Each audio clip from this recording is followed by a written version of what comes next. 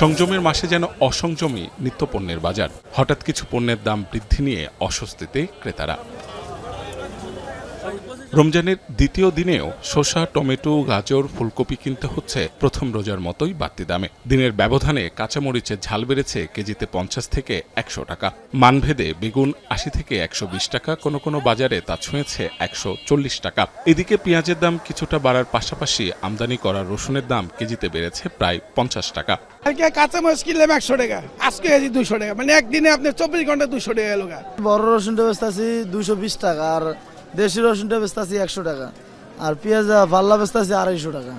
আমিষের বাজারেও চাপ স্পষ্ট। রমজানের আগে 160 থেকে 170 টাকায় পাওয়া ব্রয়লার মুরগি এখন বিক্রি হচ্ছে 200 থেকে 220 টাকায়। সোনালী মুরগির দাম কেজিতে বেড়ে দাঁড়িয়েছে 320 থেকে 350 টাকা।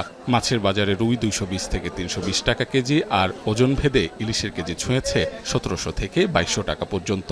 সোনালীটা 330 টাকা চাইছে, আর ওইটা লালটা হলো 280 টাকা। সকল প্রকার মাছের দাম, সবজির দাম, সবকিছুর দামই বৃদ্ধি। ফলের বাজারেও টের পাওয়া যাচ্ছে রমজানের আঁচ। 260 টাকার মালটা বিক্রি হচ্ছে 310 থেকে 340 টাকায়। 300 টাকার আপেল 330 থেকে 400 টাকা। দেশি ফলের মধ্যে কলার দাম ডজনে বেড়েছে 30 থেকে 60 টাকা, আর খেজুরের বাজার 400 টাকা কেজি থেকে শুরু হয়ে মানভেদে উঠেছে 700 থেকে 1400 টাকা পর্যন্ত।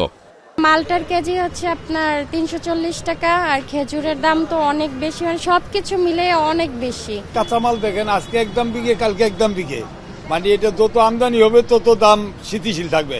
আমদানি কম হবে, দাম 1 টাকাটা 2 টাকা হবে।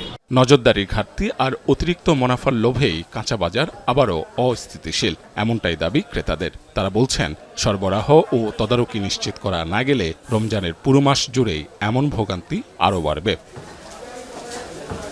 মাহবুব হাসান রিপন, এখন ঢাকা।